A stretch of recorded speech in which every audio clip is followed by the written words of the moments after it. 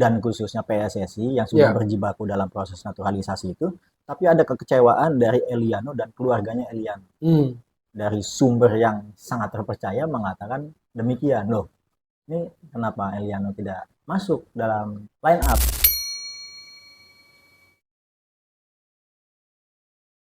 Dan yang kedua lawan Arab tidak masuk di inti, hanya duduk di bangku cadangan. Ada kekecewaan itu dan sempat sangat besar sehingga harus diredam oleh ketua umum kabarnya.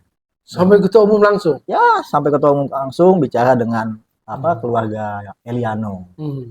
Ya, gue nggak tahu apa yang dibicarakan, tapi itu ada intercept itu, kekecewaan itu.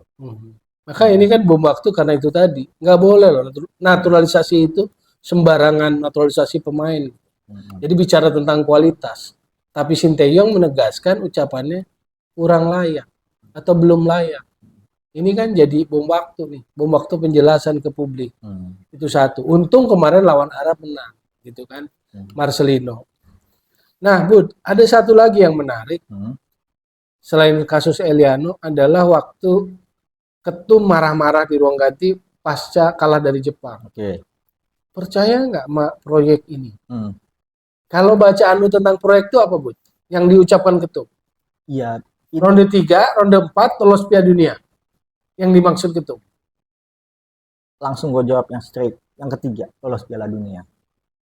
Karena kegilaannya Prabowo ini terhadap sepak bola lebih tinggi dibandingkan Presiden Jokowi. Kalau Jokowi ini memulai memperhatikan kepercayaan kepada Erick Thohir untuk memperbaiki sepak bola melalui tim nasional, Prabowo lebih gila lagi. Salah satunya naikin budget. 200, hampir lebih dari 200 miliar untuk sepak bola. Kita nggak tahu apakah 200 miliar itu spesifik untuk tim nasional atau untuk overall, tapi itu menunjukkan komitmen Prabowo di sepak bola sebagai seorang presiden. Ya tentu kalau udah digelontorin duit sebanyak itu apa ia hanya puas lolos ke babak keempat? Enggak dong. Lolos Piala Dunia 2026. Sebelumnya kan gue udah pernah ngomong jauh-jauh hari. Ini adalah momen yang paling mendekati bagi kita untuk lolos ke Piala Dunia. Hanya ini momennya. Karena ini membutuhkan proses politik. Ketika ini kita tidak fight untuk lolos ke Piala Dunia, apakah bisa untuk memberikan kepercayaan lagi kepada eksekutif dan legislatif untuk mempercepat proses naturalisasi ini. Itu. Makanya bacaan gue pun hampir sama. Waktu bilang masih percaya proyek ini enggak? Gue nebaknya itu lolos Piala Dunia. Ya harus lolos Piala Dunia. At all cost. Yes, at all cost. Itu bacaan gue. Makanya ketika pemain kurang, tambah tuh. Siapa striker lah gitu kan. Atau oleh Romeni kemarin udah ada. Cuma nakalnya gue kalau pelatih yang kurang gimana? Mungkin perlu ditambah pelatih lagi. Tambah pelatih lagi. Pelatih rempan ke dalam. Udah ada itu Arhan, kalau itu nggak perlu lagi. Nggak perlu ya. Nah, pelatih lapangan tengah belum ada, gitu ya? Iya, kan udah ada pelatih striker. Yang belum ada nih pelatih khusus lini tengah sama khusus lini belakang. Pelatih goalkeeper 2, pelatih striker khusus. Enak kerja Sinteyong ini. Ya udah, dia nggak usah mati. Biar mereka aja kan udah komplit semua tuh.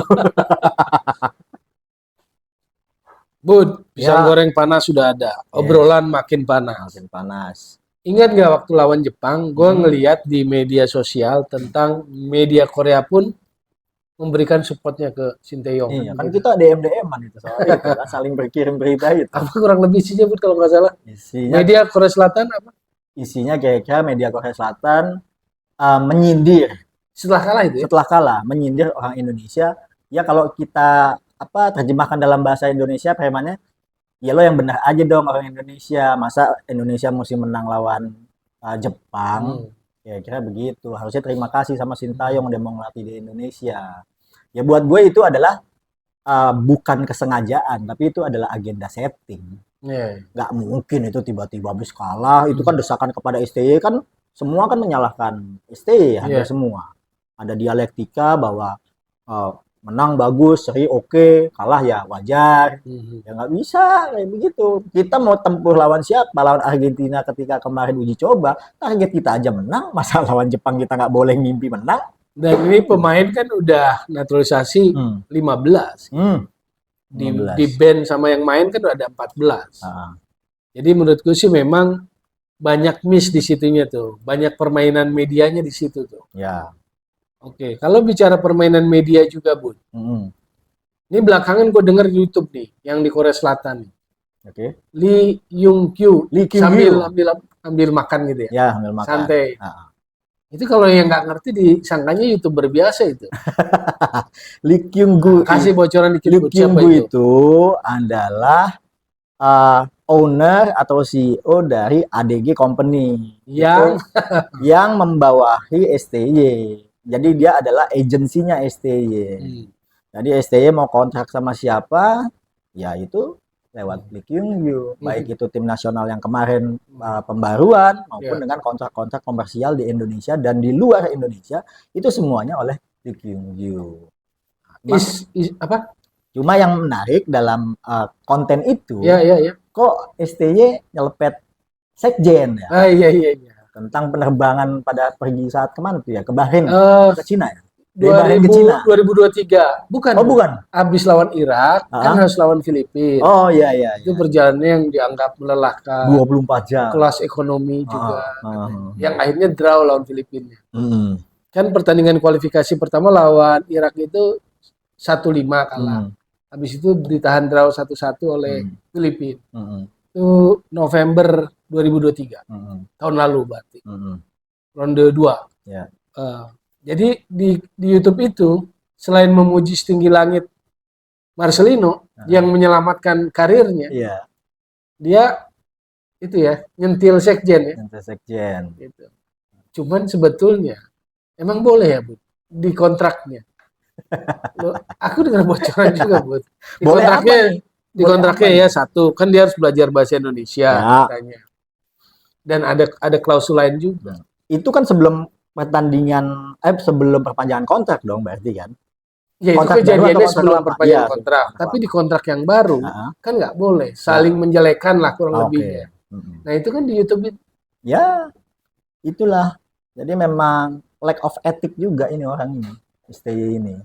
Kok bisa-bisanya dia membuka rahasia sebuah tempat dia bekerja, baik itu ini kan masih dalam kontrak aktif. Kalau dia mau bicara itu ya setelah kontrak selesai aja, atau dia sudah tidak melatih Indonesia lagi, timnas Indonesia lagi, lo mau buka segala macamnya silahkan. Tapi ini nggak benar. Terlepas kita tahu bahwa hubungan STY dengan Sekjen Yunus Nusi ini tidak baik, tidak baik, tidak ada saling kecocokan, tidak harmonis. Bukan tidak harmonis, tapi mungkin nggak cocok masalah style kerjanya. Karena yang saya dengar itu, jadi dia membicarakan yang November 2023 di YouTube terbaru. Sementara dia dalam naungan payung kontrak terbaru kan. Yes. Jadi tidak boleh saling menjelekan internal lah. Berarti elit PSSI kan begitu. Yang kedua soal itu, Bu, yang ada klausul bahwa harus mempelajari bahasa. Wajib. Walaupun belakangan kan dianggap tidak masalah katanya. Kata JJ, kata Nova, nggak ada masalah. Itu kan JJ sendiri yang ngomong, udah ada sekarang seminggu 2 kali, 3 kali. Kayak anak ngaji Iqra seminggu 3 kali. Bud, soal bahasa belum beres nih, Bud. Karena kan bahasa bukan soal bahasa Indonesia aja sekarang. Bahasa Inggris. Karena pemain contoh starting line up 9 naturalisasi, 2 lokal. Nah, waktu lawan Jepang kejadiannya adalah dia tidak didampingi Coach Jin namanya, yang match analisis itu, yang biasa juga berperan sebagai penerjemah Inggris. Karena dia kena kartu merah sanksi dari kasus pertandingan Bahrain kan begitu. Jadi di situ juga dianggap ada lack of bahasa lah, lack of communication yang menjadi sorotan terhadap Sinteyong. Walaupun belakangan dibantah tuh. Di media sosial kan sekarang banyak isu tentang bahasa tidak masalah gitu katanya. Padahal waktu lawan Jepang pentara banget tuh, Bud. Tidak ada yang menerjemahkan ke bahasa Inggris karena Coach Jin-nya kartu merah. Jadi kewajibannya belajar bahasa Indonesia atau bahasa Inggris? Dua-duanya. Oh, dua-duanya. Iya. Oke. Karena kan pelatih kita yang pro license kan banyak, tapi ketika nggak ada bahasa kan karena bisa jadi presiden buruk. Maksudnya sarkasnya begini, Bud. pelatih kita Pro License nggak bisa bahasa Inggris pun nggak apa-apa. Wong Sinteyong nggak bisa bahasa Inggris jadi puja-puji kok gitu. Ya. Iya kan? Dianggap hebat gitu. Ya. Padahal di Nggak situ boleh ada standar lag-nya. ganda ya. Nggak boleh Nggak boleh standar standar ganda. ganda. Tidak boleh yang berlaku untuk STY, tapi tidak berlaku di pelatih Lokal. lain. Ya, nggak boleh. Harus ada kesetaraan. Oh. Setuju gue ya kalau itu. Jadi soal itu soal bahasa. Isu lain apa lagi, Bu? Isu lain, ya melanjutkan yang tadi, menurut gua dengan setelah udah ada kejadian itu terpublikasi dengan STY mengkritik atau mengkuliti tempat dia bekerja, Yang tadi, menyerang ya. Sekjen Yunus Nusi, Ya, ya PSSI harus memberi sanksi. itu di YouTube obrolan dengan Lee Kyung Yu ya. Iya. Ada itu. Sanksinya ya bisa berupa teguran atau pemotongan gaji atau denda. Ya itu harus diberikan. Ya. Jangan hanya dia yang bisa bersikap tegas sama pemain, tapi ketika dia ditindak oleh federasi, dia nggak terima. Itu kan bagian dari kontrak, hitam putih, bukan masalah komitmen. Jadi PSSI harus berani memberikan teguran. Menurut gua PSSI ini harus sudah menaikkan eskalasi tekanan kepada STY. Karena kita ini sekarang masuk fase krusial untuk mencari tempat di nomor 3 atau nomor 4. Bahkan kalau bisa di nomor 2. Karena kita masih punya kemungkinan untuk itu. Kalau kita bisa ngatasin Australia nanti kan. Kalau bacaannya gini, Bu, bisa nggak? Ketua Umum PSSI Erick Thohir dalam posisi yang sangat penuh perhitungan terhadap STY ini. Catatannya ada, tapi dia nggak mau ambil keputusan yang terlalu beresiko tinggi. Ya. Karena target goal proyek lolos Piala Dunia itu, yang at all cost gitu loh. Ya, memang. Apakah persimpangan itu yang sedang dihadapi kalau bacaan? Ya, pasti itu. Karena pilihannya kan kalau pecat STY di tengah jalan, mengganti dengan pelatih lain, ya masalah kebersamaan, chemistry, pemahaman taktik segala macam butuh waktu. Possibility-nya kan sama aja sebetulnya. Sama saja sebetulnya, tapi kan ada tekanan lain di luar aspek teknikal, publik. Iya. Tekanan publik ini kan tidak bisa dipandang sebelah mata. Bahkan kadang-kadang menjadi aspek beberapa kali PSSI mengambil keputusan terkait itu. Kan udah sering itu kejadian. Betul. Dan itu kan bukan cuma sekali dua kali terjadi dialektika publik antara PSSI dengan Sintayong. Betul. Kenapa ini tetap dipertahankan? Ini hubungannya sebetulnya udah love and hate. Udah love and hate antara PSSI dengan STY. Gue baca begitu sih. Jadi kalau mau jujur, objektif gitu loh. Ya, jadi udah menurut gue dalam hubungan profesional ini udah jangan ada lagi love and hate, tapi udah langsung saklek-saklek aja. Lo achieve, lo dapat penghargaan. Lo nggak achieve, sorry, kita akan tindak tegas. Tindakan tegasnya kan bukan berarti pemecatan. Memecat STY, ya resikonya mungkin eskalasinya yang dihitung sama PSSI bukan tekanan publiknya, tapi kompensasi nilai yang harus dibayar kepada STY yang seharusnya itu bisa dikapitalisasi untuk pengembangan sepak bola di Indonesia. Jadi harus agak ditekan sedikit, dipres sedikit. Ada kejadian publikasi menjelek-jelekan PSSI, biar gimana kan Yunus itu adalah sekjen PSSI. Bukan personalnya yang kita lihat, tapi jabatan dia sebagai sekjen organisasi yang itu sudah dikritik secara terbuka. Jadi dia buka excuse ya. Ini buka front. Buka alasan ya. Buka alasan. Draw itu karena perjalanan jauh, ekonomi. Setelah lapor ketua umum. Bud, apalagi Bud, isu yang mau disampaikan? Ya, bukan isu sih, cuma menegaskan aja yang tadi sudah kita sampaikan. Closing lah ya. Kalau kita misalnya agak jeli dan teliti, ini kan sebetulnya kan Ketua Umum Erick Thohir ini sudah 2 kali mengeluarkan statement bahwa dia siap mundur.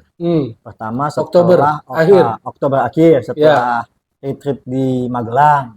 Kaitannya itu. Kedua, ini enggak itu pertama kali. Pertama kali dia ngomong itu. PSSI harus siap kalau saya tidak di PSSI lagi. Yang kedua, setelah kalah lawan Jepang di ruang ganti. Percaya proyek ini atau enggak? Nah, itu kan pesan sebetulnya. Erick ini kalau kita membaca track record di sepak bolanya, dia kan orang yang komitmen. A bilang A, yang bilang B dilakukan B. Seperti itu. Artinya, kalau sampai proyek Piala Dunia ini gagal, at the end dia pasti akan mundur. Dia pasti akan mundur. Yang seharusnya itu kan adalah pernyataan tidak langsung kepada pelatih. Kalau gua aja siap mundur, ya lu juga harus siap mundur. Tapi kan nggak ada dia. Ya nggak ada. Artinya begini, kalau kita harus memilih siapa yang mundur antara Erik atau STY, STY yang harus pergi. Entah dia pergi dengan sadar diri atau dipecat oleh organisasi, STY harus out. Karena posisi pelatih timnas bisa digantikan. Tapi sosok ketua umum PSSI seperti Erick Thohir untuk proyek Piala Dunia belum kelihatan. Jadi kesimpulan yang gue ambil bahwa lolos Piala Dunia itu adalah target harga mati dong. Harga mati. At all cost nih ya. Ya, kita bisa lihat begitu. Karena pernyataan pertama banyak yang tidak suka sama saya. Oh iya, yang Oktober itu. Oktober itu dia bilang seperti itu. Iya. Artinya ini kan ada tekanan bahwa ini harus lolos Piala Dunia. Kalau ini sisi lain. Gue kalau sama Budi yang Football Institute, dia suka kasih cakrawala lain lah. Jadi begitu ya. Begitu. Kalau dalam bacaan sepak bolanya gini.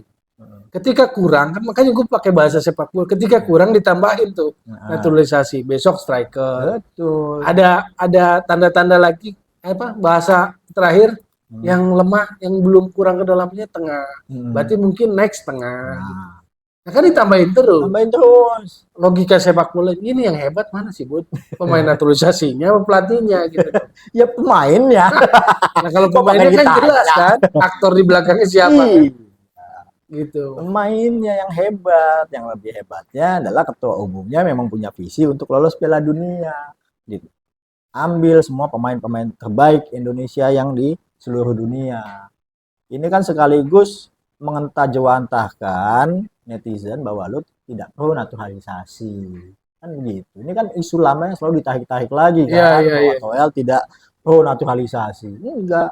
Toel itu pro naturalisasi. Dia tidak pro STY. Sepak bola. Dia tidak pro STY. Itu betul. Jadi pemirsa, kesimpulannya adalah itu tadi. Piala Dunia itu adalah proyek harga mati. At all cost. Dan itu sebetulnya tersirat disampaikan waktu kalah dari Jepang. Karena itu alarm bahaya. Jadi jangan diplesetin, kok nuntut menang lawan Jepang? Kagak. Orang juga paham. Cuman kan sekarang Indonesianya sudah disuntik. Disuntik sekian banyak naturalisasi gitu loh. Yang main lokalnya kan Rizky Ridho doang. Rizky Ridho, Yakob Sayuri, Rizky Ridho, Marcelino. Kan itu doang. Jadi sebetulnya itu alarm. Dan dari situ kita nangkep bahwa targetnya adalah lolos Piala Dunia. Itu yang menjadi catatan. Sekarang pertanyaannya, siapa yang paling berperan? Kalau Indonesia sampai bisa lolos Piala Dunia, nanti aja dijawab. Oke pemirsa, Bud, kita pamit kali ini. Sip. Terima kasih. Ciao. Footballitik. Footballitik.